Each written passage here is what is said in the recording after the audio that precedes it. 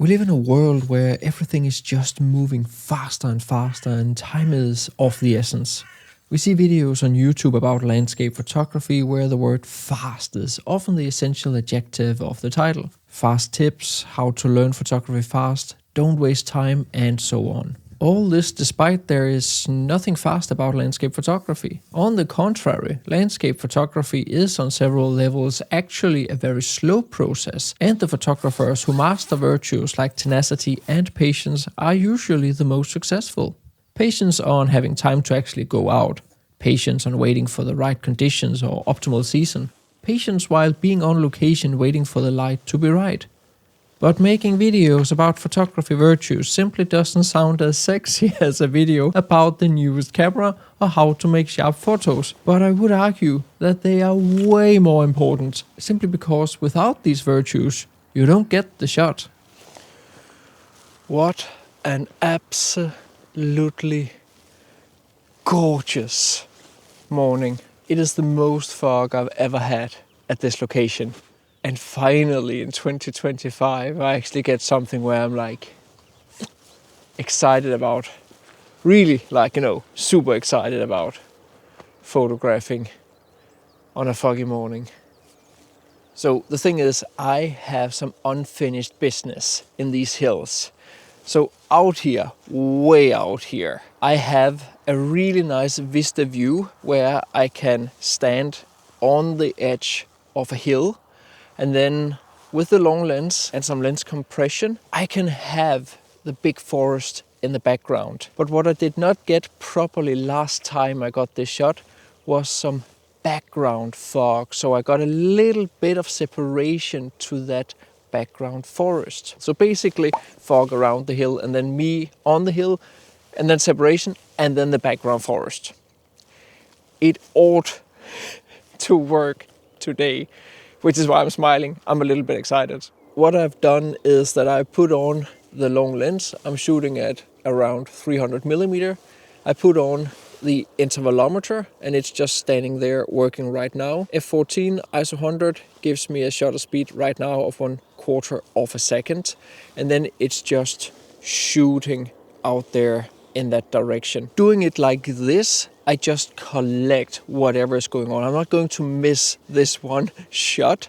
I'm going to head down the hill, walk all the way over there, stand on the hill, and while the camera here is shooting, it's of course also taking a photo of me when I'm over there. Despite there being a lot of nice photos around me from time to time, I'm just dedicating myself to getting this one photo. Now right now there's way too much fog, but I know at some point it's obviously going to clear. And once it clears, it usually happens rather fast. It may be half an hour, it may be an hour, it may be 2 hours, but I'm not going to miss this one. Obviously nobody is saying you can't do other stuff while waiting.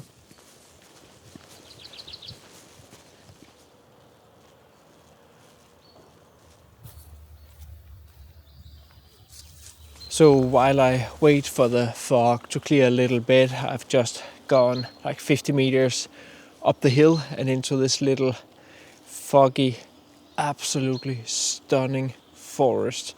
I have plenty of all these wind-blown, gnarly beech trees, maybe a few oak trees, but mainly beech trees.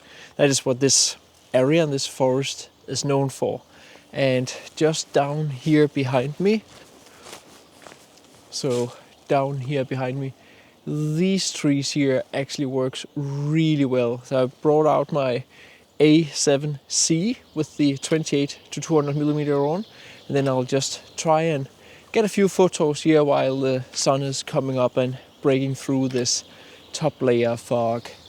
And then hopefully at some point out in the open area the fog will clear a little bit more.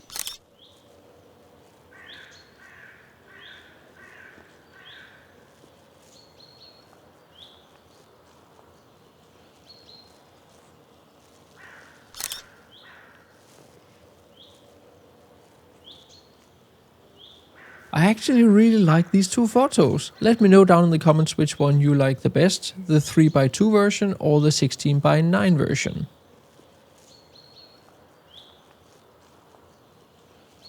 It's just such a chaotic forest. It's beautiful, but it's super chaotic to photograph. So it's always like making some decisions whether to include the ground or if I should just like zoom in to the gnarliness of the trees. Well, basically all of it works, but it's all about like finding those shapes and patterns in the trees. If you want to learn more about composition, I of course have my composition ebooks down in the description of the video. They have minimal text, they have tons of examples, so they're super easy to read. So this tree right here is actually quite cool. It has this nice little bend right here that I'm trying to like use as a frame of the background. And then I have another branch right there that I'm also trying to like compose into the photo. I think it's going to look really cool. And then of course like trees in the background and the sun coming through with all the fog. Beautiful, very atmospheric, golden light. What's not to like?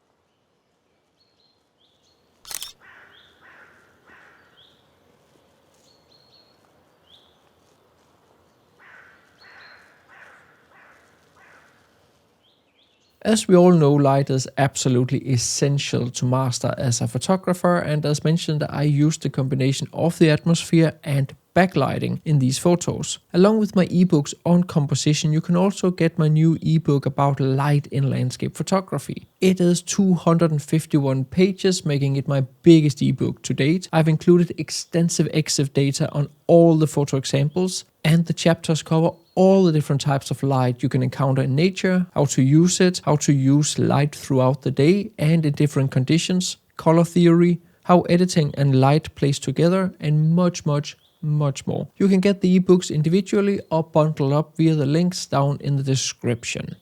There's actually a little bit of hoarfrost in the air, so it's just so cold. My fingers feels like icicles right now. All right. It's not really clearing yet, but it's all about being ready. I've waited for 45 minutes or so by now. At least I got those photos from up in the forest there. Those are really nice. I'm quite excited about those. Oh yeah. Come on. Come on.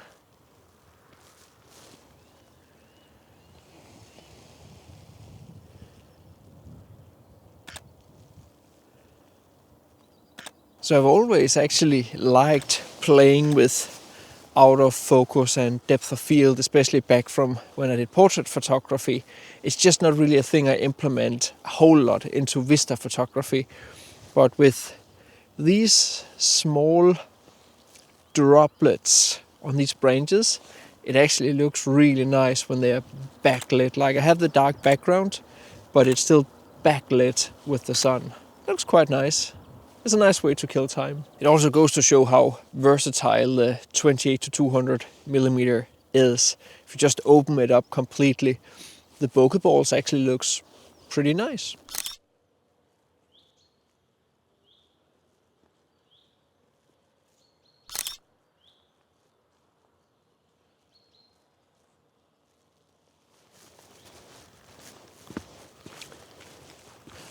So it's now 2.5 hours after sunrise and 3 hours since I arrived. And I'm officially losing my patience. Can't even see the sun anymore. The fog is just so thick. Way too foggy. Dare I say it? Way too foggy. It'll go away at some point.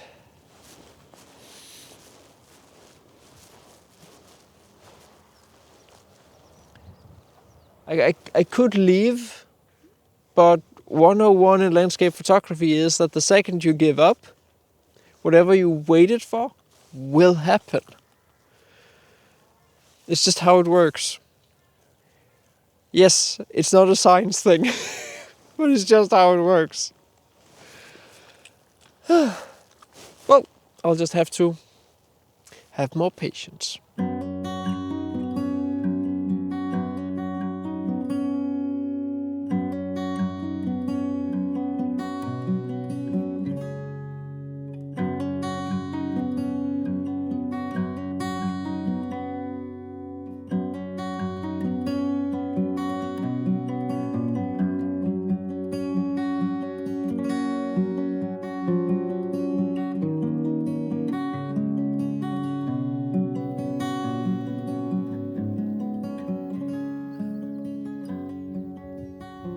So finally, the hills are starting to poke out of the fog.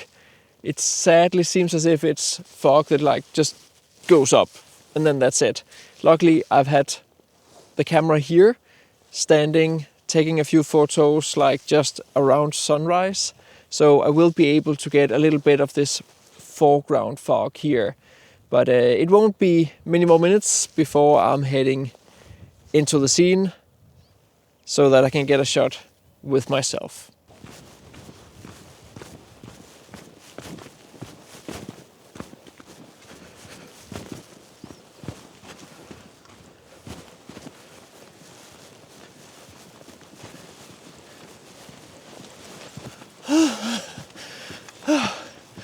Almost there. Like, I forgot how long there is over here. Probably 700-800, maybe more meters. Whew.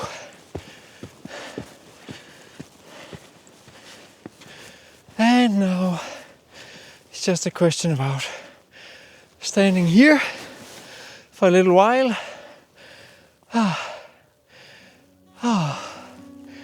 This will be nice.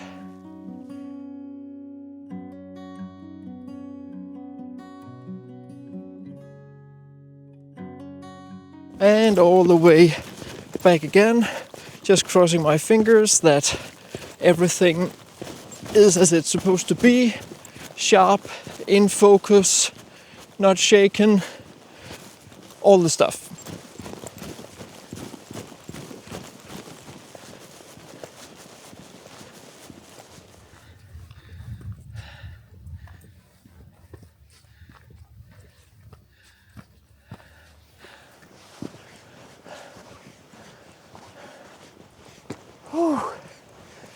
I swear, I am actually in really good shape.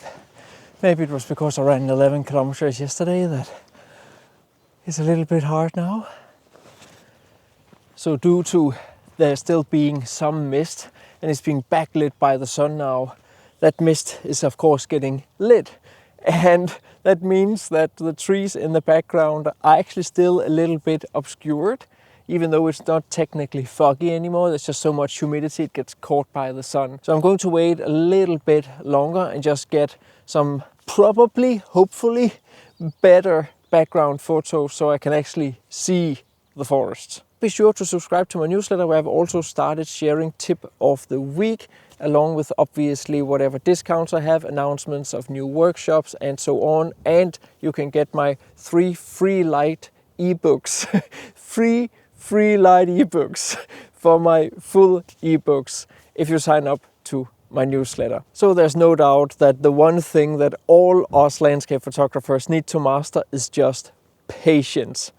Of course, you need to have time to have patience, but patience is just so fundamental to landscape photography, because obviously it's the weather that dictates when you take the photo. And just before the big reveal, I want to remind you that my good friend and colleague Nigel Danson and I have released our 4-hour and 13 videos course on mastering local landscape photography. In this course, we dive much deeper into how we approached and succeeded with our local landscape photography with a whole range of universal principles and techniques. How to find amazing local locations, how to benefit from the conditions, what strategies we use, what apps and services we use, how we react to it all, and of course we cover both how we shoot in the field, how we edit all the photos we capture for both beginners and more experienced users. We show how to print, and we further discuss composition. There's so much to dig into. you can get the course via the link down in the description of the video.